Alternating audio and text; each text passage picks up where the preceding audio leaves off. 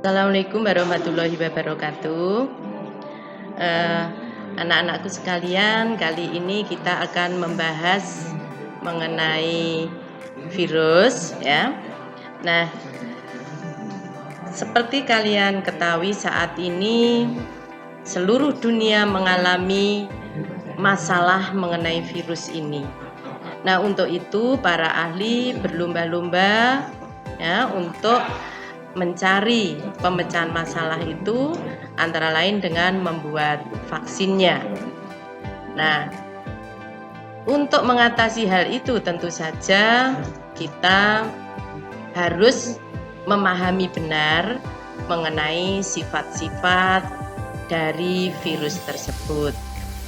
Oke, marilah kita lanjutkan pembahasan kita mengenai virus, sifat dan perannya. Warahmatullahi wabarakatuh. Para siswa yang Ibu banggakan, tentunya kalian semua pada hari ini pada keadaan yang sehat walafiat. Nah, pada perubahan suhu sehari-hari tentunya kalian dapat merasakan suhu yang dingin ini tanpa diiringi dengan kondisi tubuh yang fit atau sehat, maka tubuh kalian mudah terkena oleh penyakit. Seperti yang tertera pada gambar berikut ini. Kalian tentunya sering bersin dan sering dibilang sebagai penyebar virus. Nah, kalian bisa lihat tadi pada waktu teman kalian bersin, kelihatan nggak mikroorganismenya? Tentu saja tidak kelihatan. Karena apa? Kalian bisa melihat gambar di samping ini, yaitu perbandingan tubuh dari virus, sel, kemudian bakteri.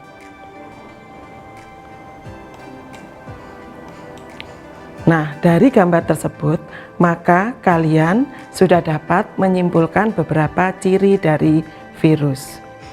Yang pertama yaitu virus mempunyai ukuran tubuh yang sangat kecil sehingga tidak dapat dilihat dengan mata, tapi harus menggunakan mikroskop khusus, yaitu mikroskop elektron. Yang kedua, virus bersifat aseluler. Maksudnya aseluler apa?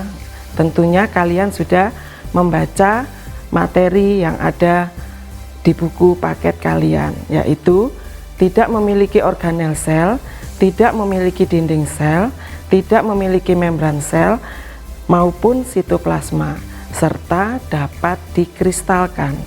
Yang ketiga, tentunya meskipun virus itu dianggap bukan sebuah sel, tapi dia dapat menjadi makhluk hidup.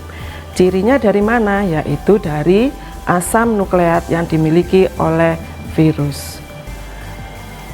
Kemudian, virus dapat berkembang biak yang menunjukkan salah satu ciri bahwa virus itu dapat bersifat seperti makhluk hidup.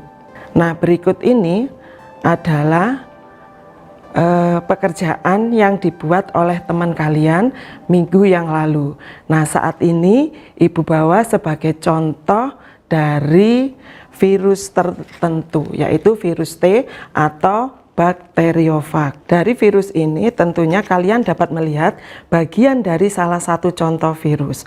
Nah, virus ini disebut dengan virus T atau bakteriofag, di mana bagian-bagiannya dapat kalian lihat pada gambar yang tertera. Yang nomor 1 disebut dengan kapsid yang berwarna merah, di mana kapsid merupakan selubung terluar dari virus yang tersusun atas subunit protein yang disebut dengan kapsomer.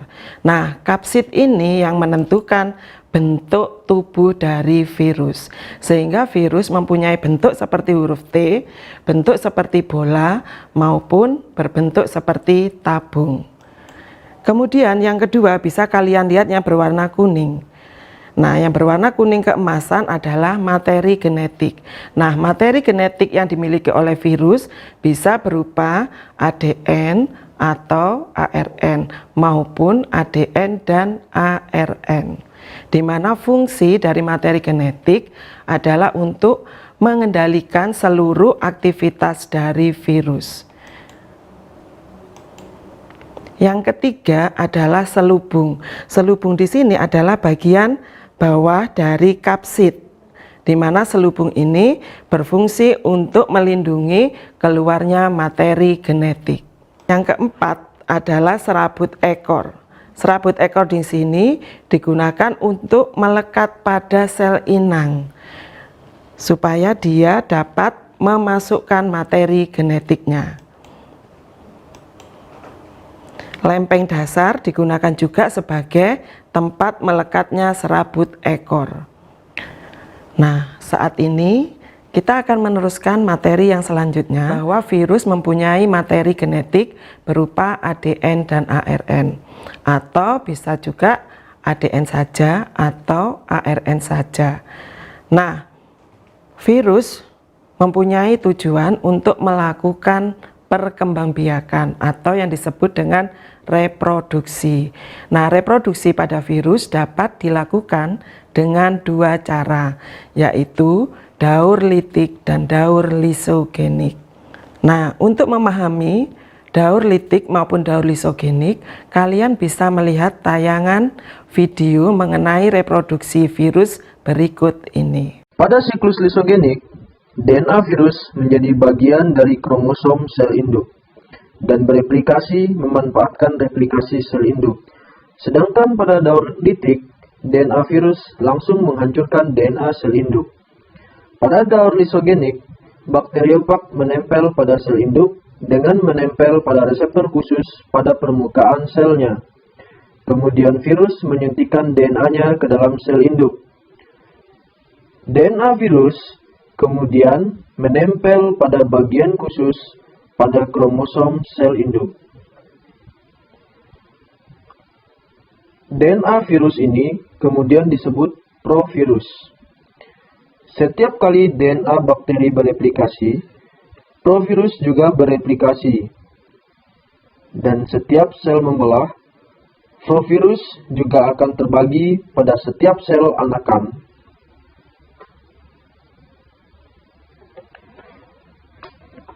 Setiap saat, provirus bisa meninggalkan kromosom sel induk dan memasuki siklus litik. Saat hal ini terjadi, seluruh DNA sel akan hancur dan bagian-bagian virus baru mulai terbentuk dan tersusun.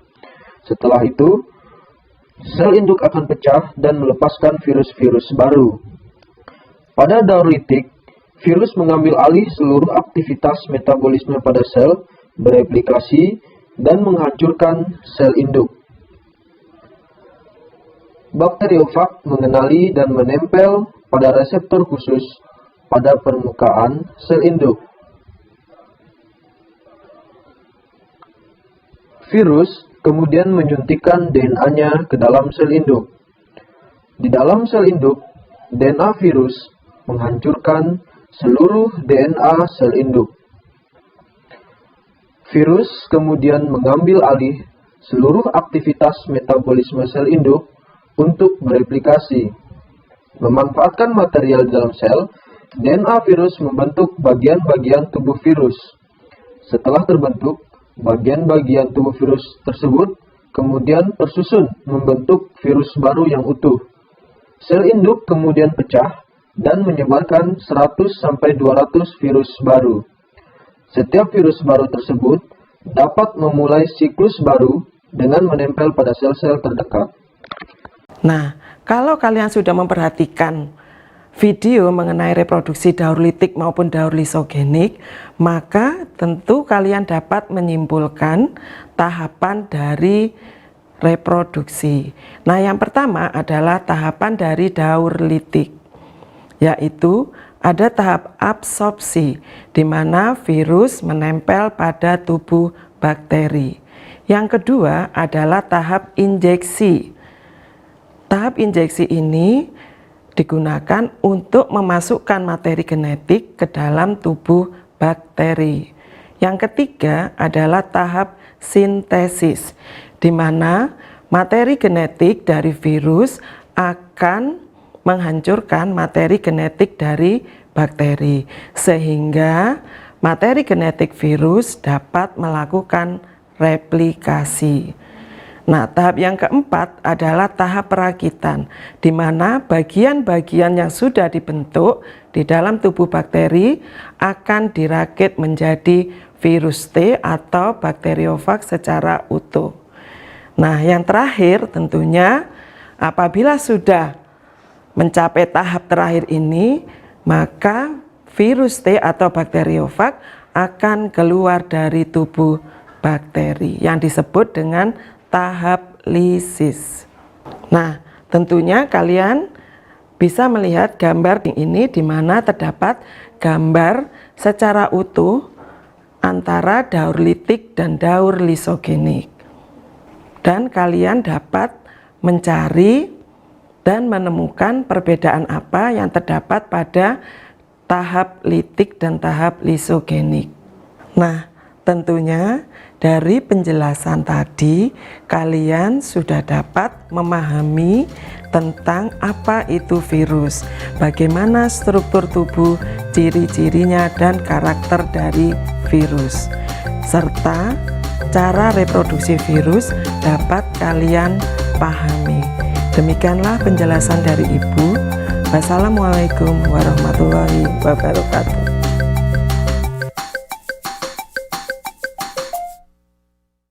Anak-anak, saya rasa sudah bisa disimpulkan dari penjelasan tadi mengenai virus, di mana dapat kita ambil kesimpulan bahwa virus itu belum berupa sel. Jadi ada ahli yang mengatakan merupakan peralihan dari benda mati ke makhluk hidup, di mana tubuhnya hanya terdiri dari protein dan asam nukleat, tetapi dia mampu melakukan atau memperbanyak diri dengan sangat cepat ya, yang dikenal dengan istilah replikasi. Nah, replikasi ada dua macam, secara litik dan secara lisogenik.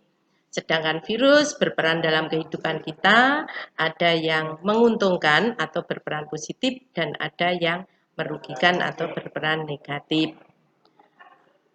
Itu kesimpulan yang bisa kita ambil. Untuk selanjutnya anak-anak nanti mencari peran virus baik yang positif maupun yang negatif.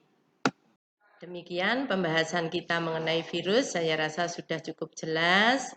Jika ada hal-hal nanti dari penjelasan ini kemudian kalian kembangkan, menemukan masalah-masalah, bisa kita bicarakan pada pertemuan berikutnya. Kita akhiri, semoga manfaat apa yang telah kita pelajari bersama. Wassalamualaikum warahmatullahi wabarakatuh.